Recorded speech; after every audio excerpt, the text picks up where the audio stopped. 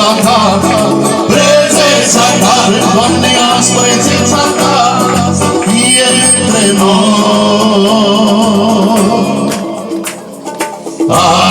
Aleluia, aleluia, aleluia, aleluia,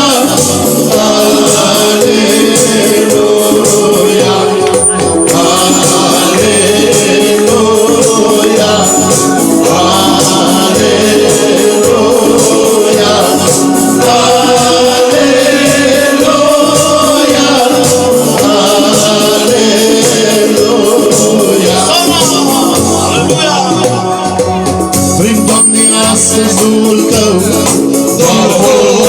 prin Doamne astăzi Duhul Tău, prin Doamne astăzi Duhul Tău să fie între noi. Prin Doamne astăzi Duhul Sfânt, dar Duhul Sfânt, prin Doamne astăzi Duhul Sfânt, dar Duhul Sfânt, prin Doamne astăzi Duhul Sfânt să fie între noi. Aleluia, aleluia, aleluia,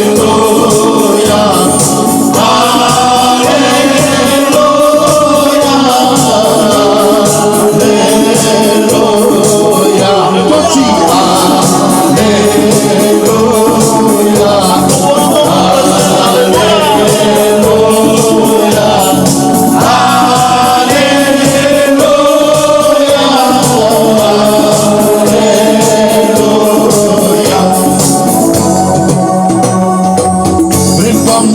prezența ta, prezența ta, Doamne, azi prezența ta, prezența ta, Doamne, azi prezența ta să fie între noi.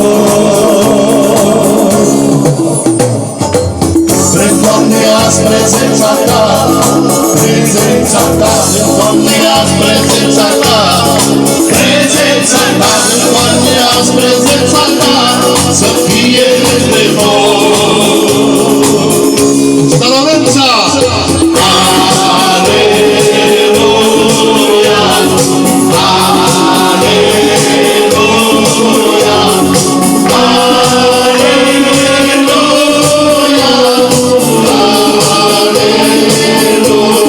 Aleluia!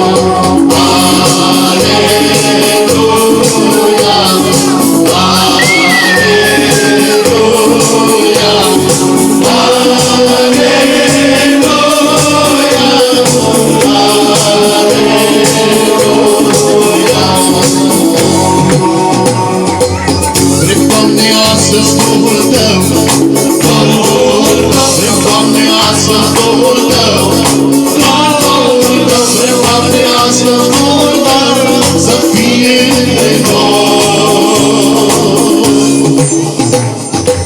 Vrem, Doamne, astăzi Duhul Tău, doar Duhul Tău, vrem, Doamne, astăzi Duhul Tău, doar Duhul Tău, vrem, Doamne, astăzi Duhul Tău să fie între noi.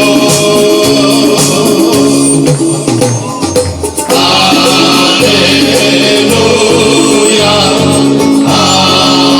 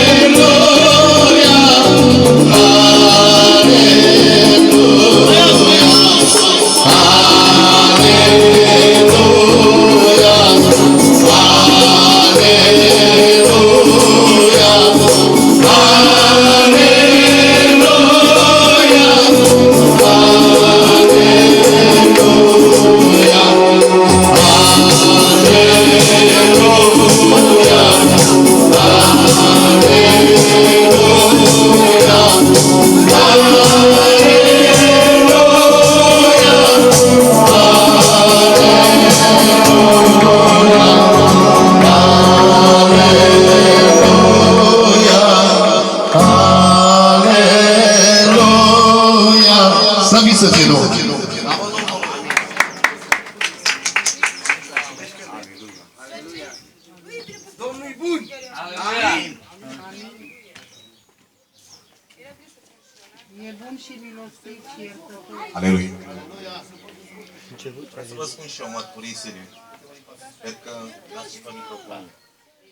Mă cunoașteți? Da, Destul de clar, da? da, ești prea Cred că mai reparat și mai pun de acolo, pe că am reparat aici. Iubit să fie Domnul.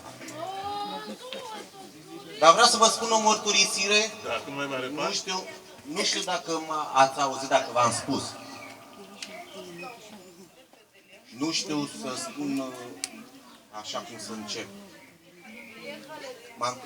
M-am dus la un prieten să muncesc. Cu roaba. Dă microfonul mai aproape. Cu roaba. A venit o basculantă, ce spune proprietarul? Uite mă, voi sunteți doi inși, ne-am înțeles la bani. Am o basculantă acolo, vreau să o deșert aici și cu roaba să ne luați de aici pământul și mi-l duceți în fund. Să mi-l deșertați că vreau ca să pun pământ frumos, în grădine. Și așa am făcut. De dimineață, dă-i cu roabă, dă-i cu pământ, dă-i. Până seara, fără oprire. Aveam doar pauză de masă, atât.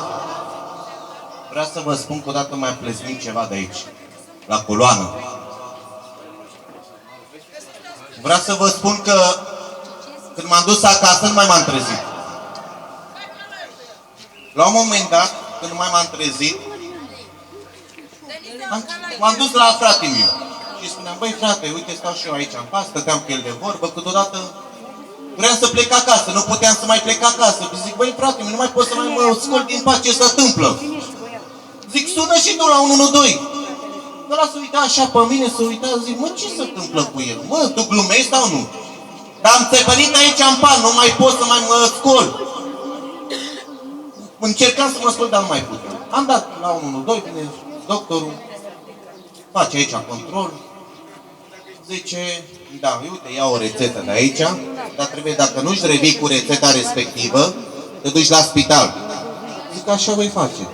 Am luat un tratament acolo, de m-am trezit în timpul ăla, injecție, nu știu ce mi-a făcut în timpul ăla, zic să mă duc acasă. M-am dus acasă, eram și atunci pe calea Domnului. M-am dus acasă, mi-am făcut și eu un pic de baie, zic, Doamne, eu mă duc la biserică. Chiar în timpul ăla când m-am dus la biserică, mergeam așa ușor, ca boșoroci. M-am dus așa la biserică, m-am rugat, toată noaptea am venit acasă. Vreau să vă spun că mi s-a dărâmat, când m-am ajuns acasă, odată nu mai putut brusc să nu mai mă scol iarăși din nou. Doamne, zic, ce să fac? O sun pe mama, tata, dacă îi spun să sperie, zice că am paralizat. Zic, Doamne, ce mă fac? Cum pot să mă scol de aici? Hai să-i dau telefonul nepotul meu. Am dat telefonul nepotul meu, băi, nepoate, zice, vină până acasă că uite o problemă. Vreau să-mi iei și mie medicamentele după geam să mi le dai ca să mă pot să mă scol. Dar ce s-a întâmplat cu tine? Vreau să-mi dai medicamentele, să nu-i spui lui mama. Salut, tata, că o să... Cine știe ce o să se întâmplă cu ei? Vine acasă, mama, tata, toți speriați. Ce s-a întâmplat cu tine? Nu știu ce s-a întâmplat. Zic, ce nu mai pot să mai mă trezesc din patul ăsta. Uite, fac pe mine. Ia ridică-te. M-am ridicat așa un pic, forțat, cât un pic. Și m-am dus, tu trebuie să fii supravegheat la noi. Am spus, facă-se voia lui Dumnezeu. Dacă El vrea să rămâi paralizat, în căruț, bine, dacă nu, nu. M-am dus acolo la familia mea și mergeam așa. N-am vrut să mă pun pe pat. Eu sunt și un băiat foarte ambițios. Și mergeam așa pe două bețe. Când încolo, când încoace. Când încolo, când încoace. Făceam așa. Și strigam, Doamne, nu mai pot. O durere groaznică. Și am spus, Doamne, nu mai pot. Zic, gata, nu mai pot. Și plângeam. Familia mea, ca să nu văd eu, ieșea afară și vărsa lacrimi. Toată familia mea. La urmă, salvarea era pe drum să vină, venea greu. A zis, nu mai se poate, gata, chemăm un taxi și îl ducem la spital. Și am spus, eu rămân paralizat. Zic, mamă, să nu, asta este, rămân la anii mei, rămân paralizat de tânăr, asta este. La un moment dat, I-am zis la un prieten, aduceți și mie un cărucior de paralizați. Mi-a dus imediat cu căruciorul ăla de paralizați. A venit taxiul, m-a dus la spital. La spitalul la Pantilimon, cum îi spune? Cum? Punctul Ioan, nu? Nu mi-am așa cu spitalele. M-am dus la spital Pantilimon. Țipam acolo pe căruciorul ăla cu rotile. Zic, nu mai pot, dați-mi morfină. Dați-mi morfină că nu mai pot, nu mai rezist de dureri. Zic, ce mă fac? Taci din gură! Spunea asistentele, ce tu țipi tu aici? Cine ești tu? Zic, dar doamnă, dar de ce țipați? De ce țipați la mine? Că eu nu mai pot de dureri, de morfine, bagă-mi ceva în mine, fă-mi o injecție, că nu mai pot, nu mai rezist. Taci din gură acolo. Până vine doctorul să te vadă ce ai. Vine doctorul la mine și îmi spune, până unde ai durerile? Și am spus de la coloană până la genunchi.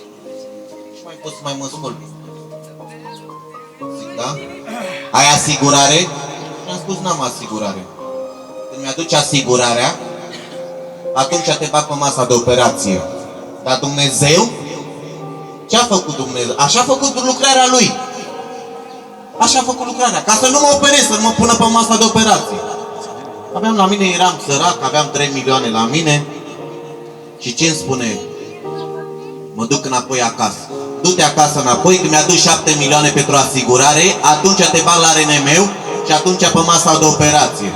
Zic că e păcat de tine că ești tânăr.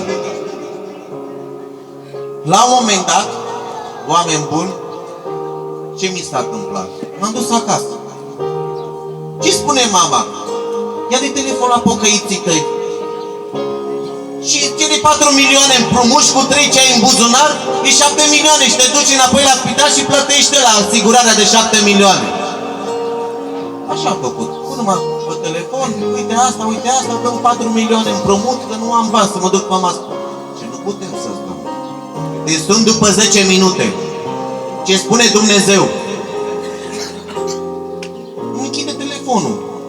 Vreți drept să vă spun, mi s-a îndoit de Dumnezeu. Zic, bine, vezi, mama, cum era în lume, vezi? Frați, pocăiții tăi, pocăiți. Mă sună fratele peste 10 minute și îmi spune așa: măi băiatule, am stat de vorbă cu Dumnezeu și ne-a zis Dumnezeu așa: nu trebuie să mai te duci la spital, n-ai voie să te duci la spital, să mai stai încă 3-4 zile pe pat. Ești băgat într-un cuptor. Da, bine, am închis telefonul. Am păcătos. Am închis telefonul. Dacă și de ziua de azi mai vorbește Dumnezeu, ai bine, culcați-vă. Am băgat telefonul în buzunar, stau pe placaj, că stăteam pe placaj. Am stat 2 zile. Familia mea s-a culcat pe jos, pe sus, așa aglomerat. Ca micii pe grătar. Mă păzeam. Și mai aveam puțin și muream, făceam. Mai aveam puțin și muream.